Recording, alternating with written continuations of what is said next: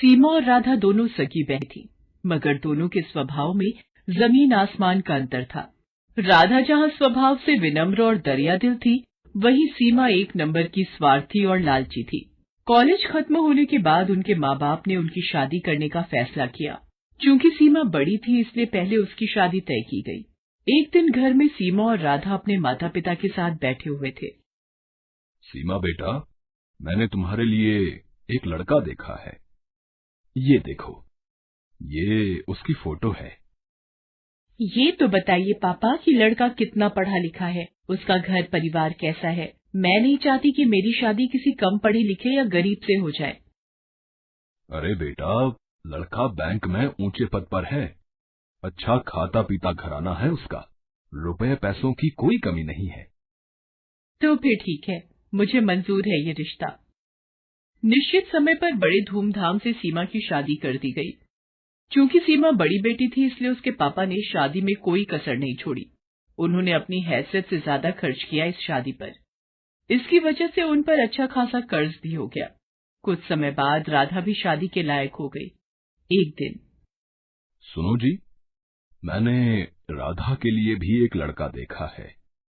ये लोग सीमा के ससुराल वालों जितने अमीर तो नहीं हैं, मगर शहर में उनका अपना घर और अपनी किराने की दुकान है। अपनी राधा खुश तो रहेगी ना वहाँ? हाँ हाँ, क्यों नहीं। चाहता तो मैं भी था कि सीमा की तरह राधा की शादी भी बड़े धूमधाम से करूं, मगर पैसे की समस्या सामने खड़ी है। कितने बड़े बड़े घरों में उसके लिए रिश्ता देखा, मगर पैसों की वजह से बात आगे नहीं बढ़ पाई। तभी राधा वहाँ आ जाती है। वो अपने माता पिता की सारी बातें सुन चुकी थी। आप चिंता मत करो पापा, आपने जहाँ मेरा रिश्ता तय किया है, मैं वहीं खुश रहूंगी। मुझे तो बस आप लोगों का आशीर्वाद चाहिए। राधा की बातें सुनकर उसके पिता को थोड़ी शांति मिली।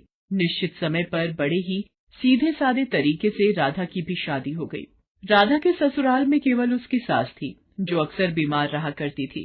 राधा ने आते ही घर की सारी जिम्मेदारी अपने सर ले ली, जिससे उसकी सास को बड़ी राहत मिली। राधा दिन भर घर का काम करती थी और समय मिलने पर वह दुकान के कामों में अपने पति का हाथ भी बटाती थी। उधर सीमा की जिंदगी ऐशो आराम से गुजर रही थी। कभी शॉपिंग तो कभी किटी पार्टी। उसका सारा समय इन्हीं चीजों में बीतता था। एक दिन राधा और उसके पति दुकान पर थे। तभी वहाँ एक चमचमाती कार आकर रुकी। उसमें से सीमा और उसके पति निकले। सीमा के हाथ में मिठाई का डिब्बा था। दोनों दुकान में गए और सीमा राधा को मिठाई का डिब्बा देते हुए बोली, तेरे जीजा जी ने आज ही इस कार की डिलीवरी ली है। पूरे 20 लाख की कार है। मैंने सोचा ये खुशखबरी राधा को दी जाए। दरअसल सीमा राधा को जलाने के लिए अपनी कार दिखाने वहां आई थी, मगर भोली भाली राधा उसकी इस चाल को समझ नहीं पाई। मगर राधा का पति अनिल इन बातों को समझ गया। सीमा और उसके पति के जाने के बाद अनिल बोला, तुम्हारी बहन यहाँ खुशखबरी देने नहीं आई थी, बल्कि हमें जलाने के लिए यहाँ आई थी। वो जानती है ना कि हमारी हैसियत नहीं है ना कार खरीदने की, इसलिए अपनी नई कार दिखाकर हमें जलाना चाहती थी। नहीं जी, ऐसी कोई बात नहीं है। वो भला हमें क्यों जलाना चाहेगी? ऐसी ही बात है। उसे पता है ना कि मैं कभी कार नहीं खरीद सकता, मामूली दुकानदार जो हूं, और उसका पति तो बैंक में बड़ा अफसर है ना। क्यों? किसने कहा कि तुम कभी कार नहीं खरीद सकते? तुम जरूर कार खरीदोगे। अरे सीमा का पति तो बैंक में नौकरी करता है। एक हिसाब से देखें तो वो बैंक का नौकर है। उसे बैंक के हिसाब से काम करना पड़ता है। मगर यहाँ तुम तो अपने मालिक हो, तो तुम जैसे चाहो अपनी मर्जी के मुताबिक काम कर सकते हो। अगर तुम ठान लो तो कुछ भी कर सकते हो। मैं हर कदम पर तुम्हारे साथ हूँ। देखना, थोड़ी ही दिनों में तुम एक कार क्या 10 कारों के मालिक बन जाओगे। उसने सारी चिंता छोड़कर जी तोड़ मेहनत करना शुरू किया। वो रोजाना सुबह 7 बजे दुकान खोलता था और देर रात 10 बजे तक दुकान पर ही रहता था। दोपहर के बाद राधा भी उसका हाथ बटाने दुकान पर आ जाती थी। राधा और अनिल दोनों ही स्वभाव से कोमल थे। ग्राहकों से बड़ी ही विनम्रता से बात करते थे। इसका नतीजा ये होता था कि जो भी एक बार उनके यहाँ से सामान ले जाता, वो फिर बार बार वहीं आता था। ग्राहकों को कम दाम में अच्छा माल देने के लिए राधा और अनिल ने एक शानदार योजना बनाई।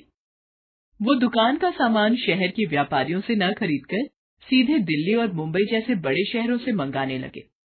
इससे ग्राहकों को भी अच्छा सामान मिल जाता था और दुकान में मुनाफा भी ज्यादा होता था। इस तरह धीरे धीरे कुछ ही सालों में अनिल ने राधा के नाम से कई किराने, फल, सब्जियों और डेयरी उत्पादों की दुकानों का शुभारंभ किया और उनका नाम रखा राधा ग्रोसरी मार्ट। अब अनिल और राधा की शहर में कई ग्रोसरी दुकानें थीं। उनकी गिनती अब शहर के जाने माने और अमीर हस्तियों में होने लगी थी। राधा की सास तो खुशी से फूली नहीं समाती थी। वो सबसे कहती थी, अरे मेरी बहू तो साक्षात लक्ष्मी का रूप है। वो इस घर में आई और देखो घर को क्या से क्या बना दिया। साक्षात लक्ष्मी है मेरी बहू, मिट्टी को हाथ लगा दे तो सोना बन जाए। एक दिन अनिल नई कार लेकर घर आया। अरे फिर नई कार ले आए? मैं कुछ नहीं कर रहा, ये तो तुम्हारी बात ही सच हो रही है। कौन सी बात? अरे तुमने ही तो कहा था ना कि मैं 1 नहीं 10 कारों का मालिक बनूंगा। लो, उनमें से 7 तो आ गई, बस अब 3 और बची हैं। राधा खिलखिलाकर हंस दी। चलो इसी खुशी में तुम्हारी बहन के घर मिठाई दे आए। दोनों मिठाई लेकर सीमा के घर चले। कार से उतरकर दोनों उसके घर के अंदर पहुंचे। अंदर सीमा और उसके पति में लड़ाई चल रही थी। इस लड़ाई की धुन में उन्हें पता ही नहीं चला कि कब राधा और अनिल वहां आए। अरे मैं पूछती हूँ कि जरूरत क्या थी बैंक में पैसे गबन करने की? तुम्हारी जमानत करवाने में घर की सारी जमा पूंजी खर्च हो गई। ऊपर से बैंक ने तुम्हें नौकरी से भी निकाल दिया है। घर में एक पैसा भी नहीं है, घर गाड़ी सब गिरवी पड़े हैं। तुम्हारे एक गलत कदम ने सब मिट्टी में मिला दिया। मैंने क्या अपने लिए बैंक से पैसे गबन किए थे?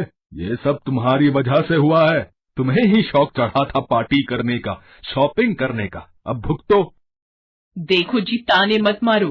कोई और लड़की होती तो अब तक तुम्हें ठेंगा दिखाकर अपने मायके चली गई होती। तो तुम भी चली जाओ ना, किसने रोका है तुम्हें? जानते हो ना कि मेरे मायके की हालत खराब है, इसीलिए शेर बन रहे हो। अभी वो लोग झगड़ ही रहे थे कि उनकी नजर अनिल और राधा पर पड़ती है। सीमा रोते हुए राधा से लिपट जाती है। अरे आप लोग यहाँ, मैं आपको कुछ कहने की जरूरत नहीं है, हम लोग सब जान चुके हैं।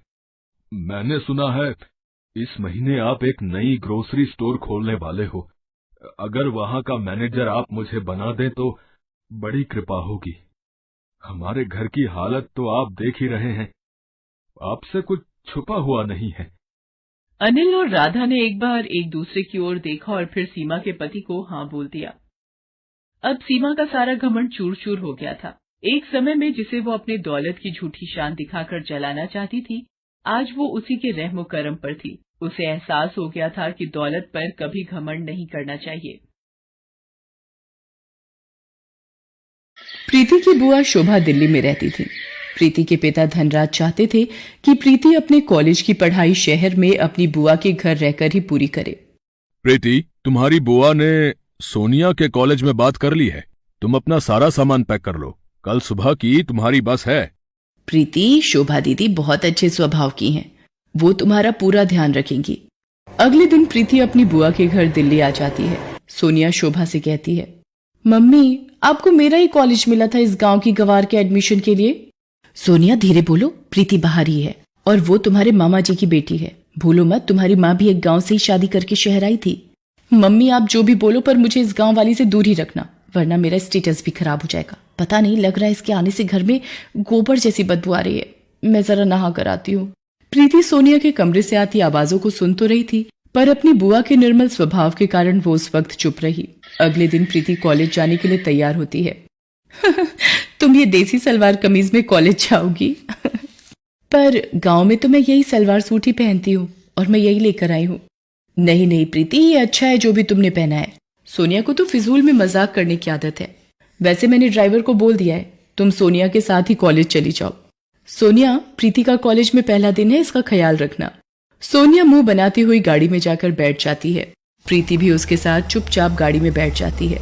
पूरे रास्ते प्रीति सोनिया से बात करने की कोशिश कर रही थी, पर सोनिया बार बार अपने मेकअप में और अपनी सेल्फी लेने में ही व्यस्त रही। सोनिया कॉलेज आने से थोड़ी देर पहले ही ड्राइवर को गाड़ी रोकने के लिए कहती है, ड्राइवर गाड़ी रोको, प्रीति गाड़ी से नीचे उतरो। पर सोनिया मैडम, आपका कॉलेज तो अभी थोड़ा आगे है। ड्राइवर, तुमसे जितना कहा जा रहा है उतना सुना करो। और प्रीति, तुम यहाँ से कॉलेज अकेले जाओगी पैदल। मैं नहीं चाहती कि मेरी फ्रेंड्स तुम जैसी गांव की गवार को मेरे साथ गाड़ी से उतरते हुए देखें। सोनिया प्रीति को गाड़ी से उतार देती है और गाड़ी आगे चली जाती है। प्रीति अकेली सड़क पर पैदल ही कॉलेज तक पहुंचती है। वो सोनिया के पास जाती है। सोनिया, सोनिया सुनो तो। सोनिया, वो सलवार कमीज वाली लड़की तुम्हें आवाज दे रही है। पायल, तू कैंटीन में मेरा वेट कर, मैं थोड़ी देर में आती हूँ। क्या बात है प्रीति, मैंने तुमसे कहा था मेरे से कॉलेज में दूर रहना, पर तुम सबके सामने इतनी तेज आवाज लगाकर क्यों बुला रही हो? सोनिया, मैं यहाँ पर किसी को भी नहीं जानती हूँ, इसीलिए तुम्हें बुला रही थी। क्या तुम मुझे सबसे मिलवा सकती हो? आज इसका सबसे मिलने का किस्सा ही खत्म कर देती हूँ। चला कैंटीन में, सबसे तेरी पहचान करवाती हूँ। सोनिया प्रीति को कॉलेज की कैंटीन में ले जाती है। फ्रेंड्स, इससे मिलिए, ये है गांव से आई हुई एक बहुत ही सुशील लड़की प्रीति। ये आप सबके साथ पहचान करने आई है। अच्छा, आओ प्रीति, हमारे साथ बैठो। प्रीति जैसे ही कुर्सी पर बैठने लगती है, सोनिया कुर्सी खींच लेती है। प्रीति जमीन पर गिर जाती है। ओह सॉरी प्रीति, मुझे लगा तुम दूसरी कुर्सी पर बैठने वाली हो। कोई बात नहीं प्रीति, तुम इस कुर्सी पर बैठ जाओ। बेचारी प्रीति को अपमानित करते सोनिया को जरा भी लज्जा नहीं आ रही थी। कॉलेज के सभी लड़के लड़कियां प्रीति पर हंसने लगते हैं। सोनिया प्रीति को रोजाना ही परेशान करती रहती थी। कॉलेज में ही सोनिया का एक दोस्त था मोहित, वो भी बहुत ही बिगड़ा हुआ लड़का था। एक दिन, सोनिया, आज शाम की पार्टी में क्लब आ रही हो ना? देखो कोई बहाना नहीं चलेगा, आज मेरा जन्मदिन है और तुम बिल्कुल मना नहीं कर सकती हो। हाँ मोहित, तुम मेरे बेस्ट फ्रेंड हो, मैं तुम्हारे जन्मदिन की पार्टी में जरूर आऊंगी। सोनिया मोहित की बर्थडे पार्टी में जाने के लिए तैयार होने लगती है। सोनिया, प्रीति को भी अपने साथ लेती जाओ। जब से वो शहर आई है एक बार भी कहीं घूमने नहीं गई और मैं तुम्हारा नो नहीं सुनूंगी। ओके मम्मी, पर इसे बोल देना अपने सलवार सूट में ना जाए, कोई जीन्स और कुर्ती पहन ले। प्रीति भी सोनिया के साथ क्लब की पार्टी में चली जाती है। सोनिया प्रीति को एक टेबल पर बिठाकर मोहित और उसके दोस्तों के बीच चली जाती है। Hello Sonia, thank you so much, तुम मेरी पार्टी में आ गई, मानो 4 चांद लग गए। आओ डीजे पे डांस करते हैं। सोनिया मोहित और उसके दोस्तों के साथ डीजे पर डांस में व्यस्त हो जाती है। प्रीति पानी लेने के लिए काउंटर पर जाती है। तभी, कितनी गोलियां डाली हैं ड्रिंक में? बेफिक्र रहो, इतनी गोलियां डाल दी हैं कि सोनिया को सुबह तक होश नहीं आएगा। ये लोग सोनिया के बारे में क्या बात कर रहे हैं? उसे क्या पिलाने वाले हैं? मुझे सोनिया को बताना ही होगा, ये जरूर सोनिया के साथ कुछ गलत करने वाले हैं।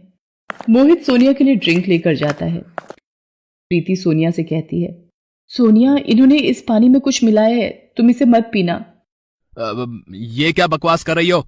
सोनिया, ये लड़की कौन है? कॉलेज में भी ये मेरे साथ चिपकने की कोशिश कर रही थी, मैंने इसे भाव नहीं दिया तो अब ये तुम्हें मेरे खिलाफ भड़का रही है। बिल्कुल गांव की गवार लड़की है ये। तुम इसे मेरे बर्थडे की पार्टी में ले आई हो और ये सारा मजा किरकिरा कर रही है। मेरे से बहुत बड़ी गलती हो गई जो मैं तुम्हें अपने साथ इस पार्टी में ले आई। अभी के अभी ऑटो करो और यहाँ से रफा दफा हो जाओ। इस पार्टी में मुझे तुम्हारी शक्ल ना दिख जाए। गार्ड, इस लड़की को गेट से बाहर कर दो। प्रीति को ना चाहते हुए भी क्लब से बाहर जाना पड़ता है, पर उसे सोनिया की चिंता हो रही थी और वो सोनिया के पास वापस जाने का तरीका ढूंढ रही थी। उधर मोहित सोनिया को नशे की गोलियां मिलाकर वो ड्रिंक पिला देता है। मोहित, मुझे चक्कर आ रहे हैं, सिर घूम रहा है। अब एक काम करते हैं ना, हम ऊपर रूम में चलते हैं। मोहित सोनिया को होटल के कमरे में ले जाता है और सोनिया के नशे में होने का फायदा उठाने लगता है। मोहित, छोड़ो मुझे, ये क्या कर रहे हो? बचाओ, बचाओ। क्यों? कॉलेज में तो बड़ा स्टाइल मारती रहती हो, अब शर्माने का नाटक क्यों? मैं ही तो हूँ तुम्हारा बेस्ट फ्रेंड, मुझसे क्या शर्माना। तभी दरवाजा पीटने की आवाज आने लगती है। सोनिया किसी तरह दरवाजा खोलने में कामयाब हो जाती है। प्रीति, तू? मैंने तो। सोनिया बेहोशी की हालत में थी। इतनी देर में शोभा भी होटल पहुंच जाती है। प्रीति ने शोभा को फोन कर दिया था और सारी बात बता दी थी। शोभा ने मैनेजर से फोन पर बात की और प्रीति को अंदर आने की इजाजत मिली। सर, इसी लड़के ने सोनिया को नशे वाला पानी पिलाया था। गार्ड, पकड़ लो इस लड़के को, हमारे होटल का नाम खराब करता है। तुझे तो मैं पुलिस के हवाले करूंगा। इंस्पेक्टर साहब, इस लड़के को यहां से ले जाइए। बड़े घर के बिगड़े साहबजादे हैं ये, जेल की हवा भी खानी जरूरी है।